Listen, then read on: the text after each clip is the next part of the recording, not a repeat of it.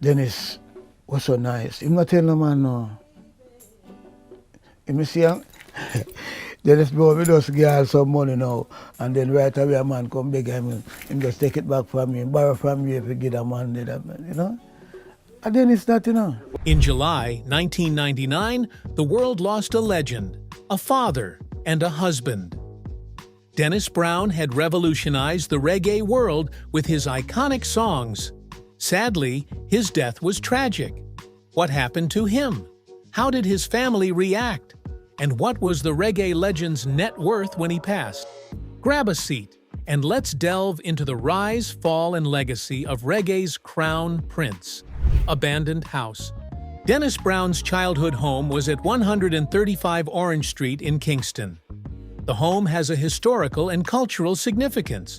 Popularly called Big Yard, the two-story structure sat in the middle of Beat Street. This hub brought reggae artists together between the 60s and 70s. The street was popular for its bustling record shops and recording studios. For this reason, it became a significant landmark in the development of reggae music. After Brown's passing in 1999, the house was abandoned and eventually fell into disrepair. As of 2018, reports stated that parts of the wooden floors and walls were deteriorating. Likewise, the building is marked by the absence of a roof on the western end. Despite this, some individuals are rumored to have lived there, maintaining essential facilities. This does not mean efforts have not been made to restore the structure. Local enthusiasts and historians have tried highlighting the importance of Big Yard and advocating for its preservation. However, according to the most recent available reports, substantial restoration or official designation had not been achieved. Big Yard was a notable Elizabethan structure with a Gothic vibe to it. The building featured prominent red brick, supporting columns and walls, reflecting the architectural aesthetics of its time. The structure remains proof of the legacy of Dennis Brown and the rich musical history of Kingston's Beat Street. Many fans and artists have critically acclaimed Beat Street. However, Brown didn't stay there all his life. From 1993 to when he passed, the reggae icon resided at 55 Hazeldean Road in Harlesden, northwest London. Brown had a history of entering a place and making it buzz. So, when he moved to Harlesden, the residence became another significant landmark. Dennis Brown was deeply connected to the reggae scene in the United Kingdom then, and his presence helped to develop it. Times have passed, but people still refer to Harlesden as London's reggae capital. The area was home to influential record labels like Trojan Records and Jet Star, which were instrumental in promoting reggae artists and their music. Also, the community attracted various reggae legends, such as Bob Marley and Janet Kay. Some were rumored to have lived there, while others simply went there to record songs. On April 12, 2012, a commemorative blue plaque was unveiled at the Harlesden residence in honor of Dennis Brown and in recognition of his contributions. His wife, Yvonne, and his brother, Leroy, were at the commemorative ceremony. Dennis Brown's wife. Dennis Brown was married to Yvonne Hoche. The couple met in 1974 at the Rainbow Theatre in Finsbury Park, London. Well, I don't know. I mean, that is what reggae is really, because it is hard to categorize it, you know, and reggae is like soul or funk or pop. Neither of them knew they would encounter their true love on that day. At the time, Yvonne was on her way to get fish and chips when she noticed a commotion at the theater. She shared, "I was just going to get some fish and chips. That's what we eat in London when we don't cook. I was walking down the street with a friend, and we heard like a little commotion going on over at the theater. So we peeped in, and somebody said, 'Do you want to come in?' We went in, and before you know it, I was backstage." When they got inside, Brown introduced himself and extended an invitation to a club later that evening. Yvonne said yes. I said, "Well, it's a weekend, why not?" It was a chance meeting, nothing planned. I wasn't even dressed for the occasion. The two hit it off well. The only concern they had was the distance between where they both lived. Dennis was still in Jamaica, while Yvonne's life was in London. However, Brown was quite persistent. At first, I wasn't sure about it, because he lived in Jamaica, and I lived in London. And so I thought, this can't work. This doesn't make sense. But Dennis was kinda insistent. He was like, yes, we can make it happen. We got married 2 years later, Yvonne shared from her home in London. Brown's determination led to their marriage in 1976, 2 years after their first meeting. Together, the couple has 5 children, 4 of whom are popularly known: Dinah, Daniel, and Dennis, who uses the middle name Jason professionally. Others were Deborah, known as Marla, and a 5th child. He was different from other people. Dennis wasn't show-off or anything, he was just very humble, and that appealed to me. There was no stress around him. I miss his voice. He was just a nice person to be around. We had 5 children and were quite young when he passed. My last daughter was 12 or 13, she recalled. Beautifully, Yvonne wasn't the only one who thought her husband was humble.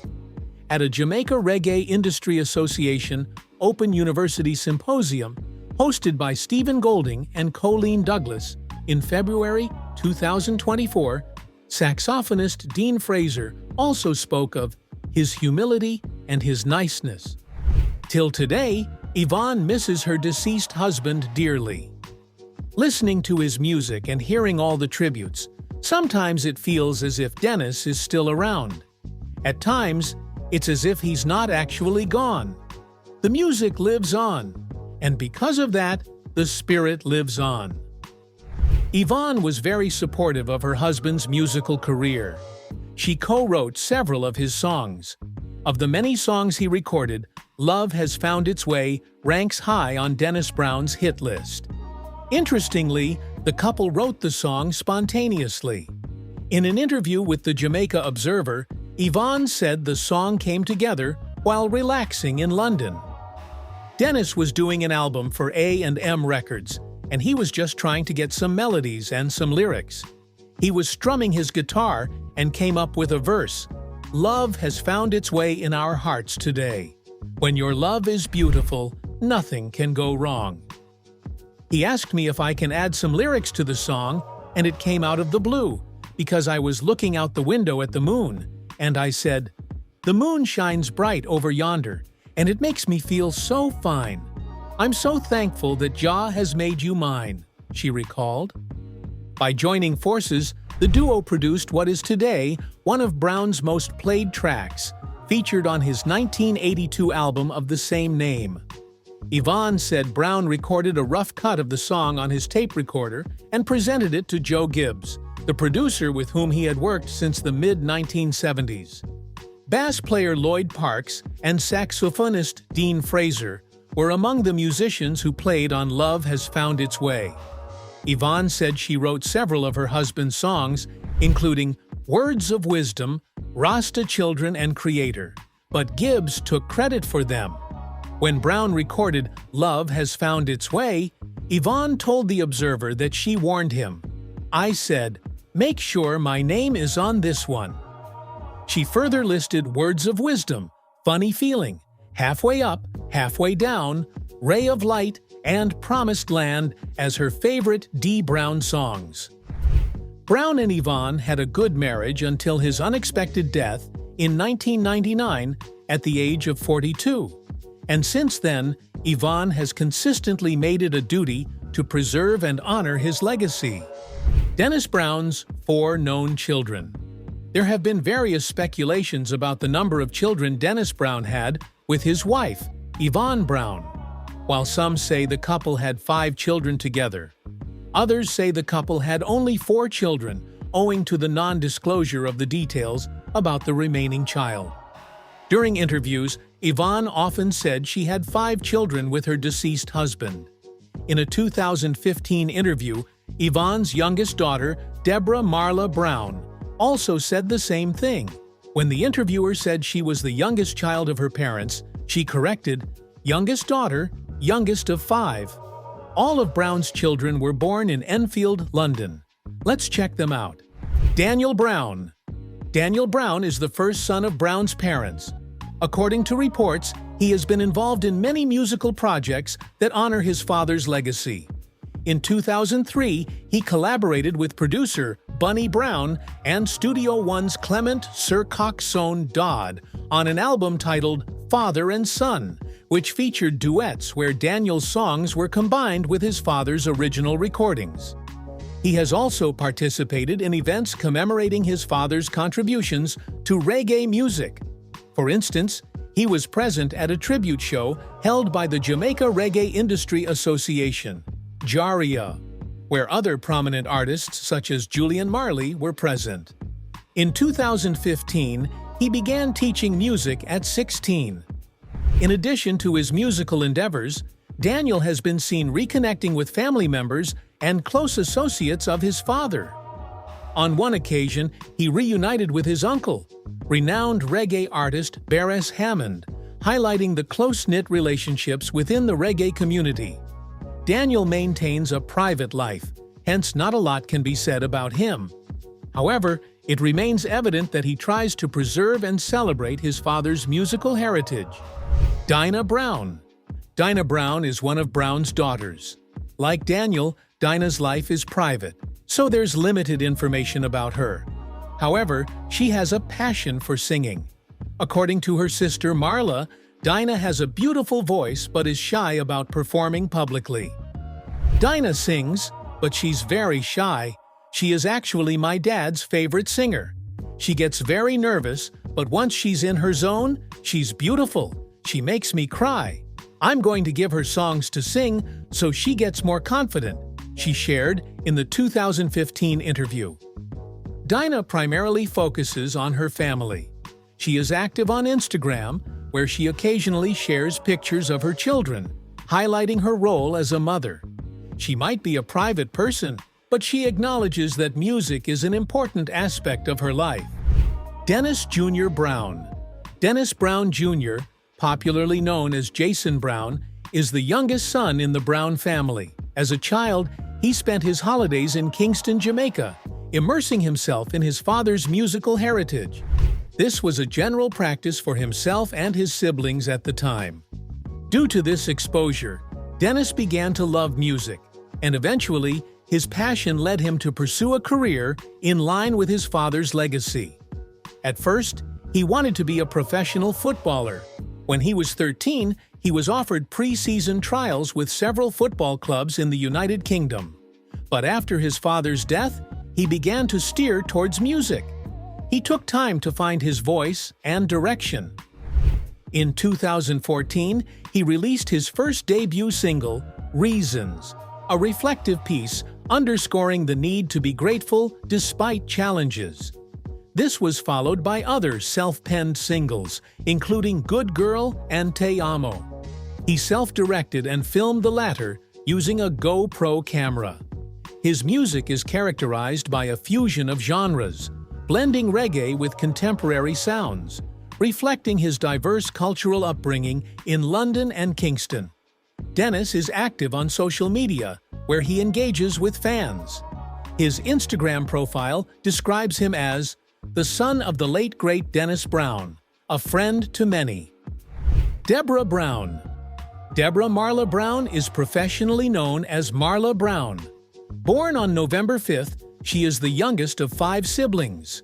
Marla had always wanted to be a dancer, so she pursued a dance career, specializing in ballet, street, and contemporary styles before switching to music.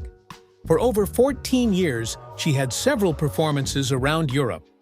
In 2012, she took on the significant role of an ambassador for the London Olympic and Paralympic Games. This position allowed her to engage with diverse communities and promote the spirit of sport and inclusivity that the Games represent. Before this, she gained recognition as a semi-finalist on the popular television show Britain's Got Talent.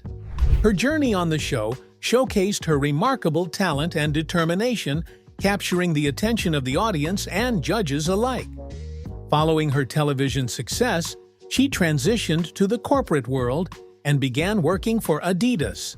In November 2013, Marla made a pivotal shift in her career by venturing into music.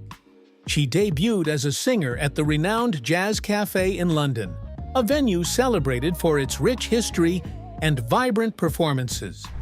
Her debut occurred during the Grooving with the Legends event, celebrating Bunny Stryker Lee's impressive 46 years in the music industry. The event was filled with energy and nostalgia, giving Marla a unique platform to showcase her musical talent to an enthusiastic audience. This performance marked the beginning of her journey in music, blending her prior experiences with her passion for art and performance. In February 2014, Marla embarked on a meaningful journey to Kingston, Jamaica, where she represented her father during the vibrant festivities of Reggae Month. This reggae music celebration is when artists and fans unite to honor the genre's rich heritage and influential figures. During this month, she performed at various events, one of the highlights being the Dennis Brown annual tribute show. This event pays homage to the legendary reggae artist Dennis Brown, whose impact on the music scene has been profound. At the tribute show, Marla captivated the audience with her heartfelt performances. Among her songs, Here Comes the King stood out for its musicality and poignant connection to her father's legacy. This song, filled with emotion and nostalgia, resonated deeply with the crowd, earning her significant praise from fans and critics. After this successful showcase, Marla's career took another leap forward, releasing her debut single, Better Days. Produced by Royal Order Music, the song premiered on BBC One Extra, a platform for promoting emerging talents. The single quickly gained traction, climbing to an impressive number 8 on the UK reggae chart in 2015. This achievement marked a significant milestone in her burgeoning career, establishing her as a rising star in the reggae scene and setting the stage for future projects. Her EP, Deliverance, released shortly after, peaked at number 5 on the iTunes reggae chart within hours of its release. Critics have praised her thoughtful, conscious lyrics and cultivated tone, highlighting her potential in the reggae scene. The same year, Marla was volunteering for Agape Kitchen at a church in Hackney. She helped prepare meals for Easter and Boxing Day with a group. She shared, "We had loads of new faces on Boxing Day. We tell them to keep coming back. I have my regulars. I've been involved for about 5 years now because I love unity. Unity is strength, and my family is a great representation of that." Beyond her musical pursuits, Marla manages the Dennis Brown Companies and estate, ensuring her father's legacy endures. Active on social media, she shares updates on her music and endeavors to connect with fans worldwide. The tragic death of Dennis Brown. Dennis Brown led a great life until the late 1990s when he developed respiratory problems. According to reports, Brown's addiction to substances, especially cocaine, made his respiratory problems complicated. His health challenges worsened in May 1999 while touring Brazil with reggae artists Gregory Isaacs, Max Romeo, and Lloyd Parks. During the tour, Brown became very ill and was diagnosed with pneumonia. The reggae star was not perturbed as he returned home rather than going to the hospital. On the evening of June 30, 1999, Brown was rushed to Kingston's University Hospital. His emergency admission was due to the cardiac arrest he suffered that same evening. Despite the efforts made by the medical team to stabilize him, Brown passed away the following morning, July 1, 1999. The official cause of his death was a collapsed lung. Brown's death sent shockwaves throughout Jamaica and the global reggae community. He received both national and global tributes. The Jamaican government was one of many to recognize his contributions to Jamaica. Prime Minister P.J. Patterson remarked, "Over the years, Dennis Brown has distinguished himself as one of the finest and most talented musicians of our time. the Crown Prince of Reggae, as he was commonly called, has left us with a vast repertoire of songs which will continue to satisfy the hearts and minds of us all, for generations to come. On July 17, 1999, a funeral service was held at the National Arena in Kingston in honor of Dennis Brown. Thousands of people were at the service, including family members, friends, celebrities, politicians, and fans. While the classic scene for a funeral service is often filled with sobriety, Brown's was more celebratory as the attendees reflected on the joy he brought through his songs. The service featured musical tributes from several renowned artists. Lloyd Parks and the We the People Band provided instrumental accompaniment. At the same time, vocal performances were delivered by A.J. Brown, Freddie McGregor, Gregory Isaacs, Pam Hall, Ken Booth, George Nooks, Carlene Davis, Richie Stevens, Maxie Priest, and Shaggy. At one point, the band started playing Brown's musical introduction. This brought tears to his children's eyes as they consoled one another. Former Prime Minister Edward Seaga spoke of Brown's impact on reggae music and Jamaican culture. The 12 Tribes of Israel, a Rastafarian organization with which Brown was affiliated, formed a guard of honor as his casket was moved from the National Arena to its final resting place. Dennis Brown was interred at Kingston's National Heroes Park after the service. This resting place is reserved for individuals who have contributed significantly to Jamaican society. This honor bestowed on Brown asserted that he had left a cultural and historical mark. Since his funeral, Brown's gravesite has become a place of pilgrimage for fans and admirers. Every year, a wreath-laying ceremony is held to commemorate his birthday and legacy. In February 2024, a tribute event in Fort Lauderdale saw performances by Freddie McGregor and other artists. Dennis Brown's net worth, financial statements. Although Brown has released more than 75 albums and has been granted numerous invitations to performances that have garnered international acclaim, there are no public records of his financial standing, such as his net worth. However, information regarding his earnings and financial challenges throughout his career is available to the public. During the peak of his career, particularly from the 1970s to the late 1980s, Brown was on the list of the most sought-after reggae artists. He often received invitations to perform live or to record. His fees ranged from $25,000 to $35,000 for each show. He would perform for about 3 days in a week and often get a percentage of the gate receipts. This income level was immense for a reggae artist at the time, showing how his talent was constantly in demand. In 1981, Brown signed a recording contract with A&M Records, and that led to the production of 3 albums: Foul Play, Love Has Found Its Way, and The Prophet Rides Again. The public received these albums joyfully, thereby contributing to his international recognition. While Brown had great sources of income, he wasn't immune to some financial challenges. The most profound issue was that of making management decisions, timing, strategic planning, and the alleged undercutting of contract provisions by his producer, Joe Gibbs. This affected his financial stability in many ways. It also did not help that he struggled with substance addiction on the side. As of today, there is no confirmed sum regarding Brown's net worth. Some sources say that at the time of his death in 1999, he had a net worth of about $2.5 million.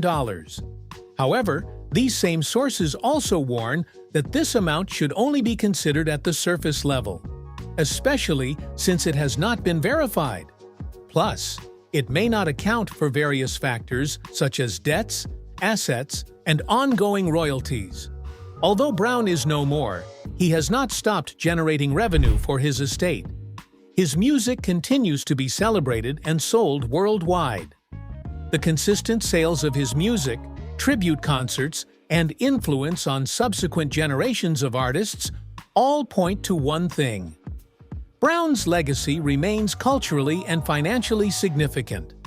Brown might have made even more money, but wasn't exactly lavish about it. People close to the reggae artist say he would rather use his money for his community than for expensive properties.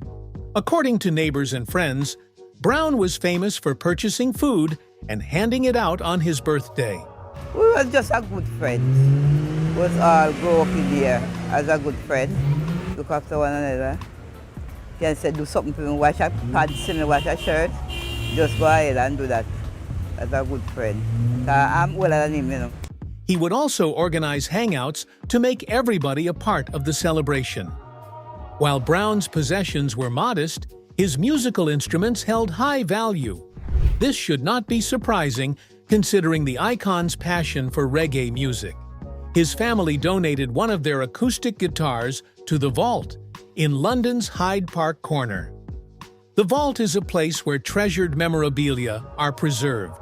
This highlights the sentimental importance Brown placed on the musical instruments he owned. Dennis Brown's legacy. Dennis Brown started his music career as a child prodigy, recording his first hit, No Man is an Island, when he was 12. His unique mix of roots, reggae, and lovers rock, with his soulful voice and emotional singing, became a model for future artists. Many singers who came after his time influenced him. Artists like Sanchez, Luciano, Frankie Paul, Richie Stephens, and Bushman mentioned Dennis Brown as a big inspiration. Maxi Priest, who became internationally famous, even called Brown his greatest influence during an appearance on Soul Train. Dennis Brown's vocal style also impacted dancehall singers in the 1980s, like Coco T, Tenor Saw, and the late Keith Nitty Gritty Archibald. These artists imitated Brown's emotional delivery and melodic style, which they brought into the dancehall genre. On a larger scale, Dennis Brown helped make reggae music popular worldwide. His 1979 hit Money in My Pocket did well in the UK, reaching the top 20 on the UK singles chart. This success not only boosted his career, but also helped reggae music gain recognition around the world.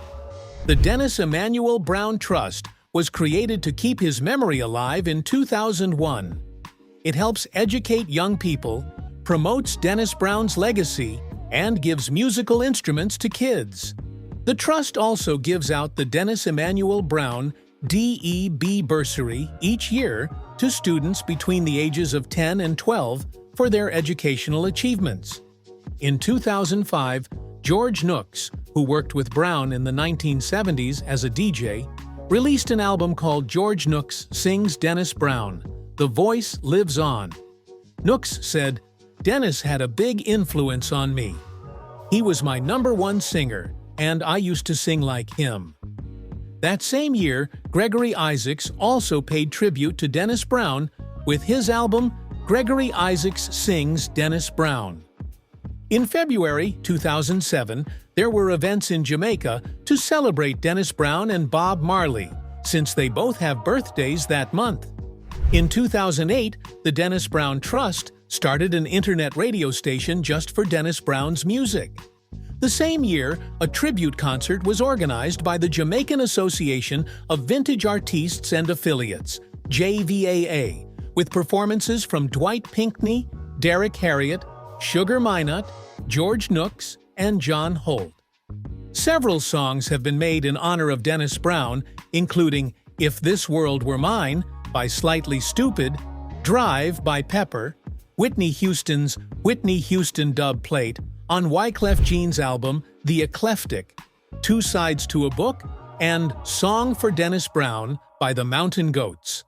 On April 26, 2010, Brown was featured on NPR's Morning Edition as one of the 50 great voices of all time, alongside legends like Nat King Cole and Ella Fitzgerald. On August 6, 2011, Brown was posthumously awarded the Order of Distinction by the Governor-General of Jamaica for contributing to Jamaican music. This happened on Jamaica's 49th Independence Day. In 2023, Rolling Stone ranked Dennis Brown number 67 on its list of the 200 greatest singers of all time. What do you think about the iconic Dee Brown? Let us know in the comments. If you enjoyed this video, like, share, and subscribe to this channel for more celebrity gist.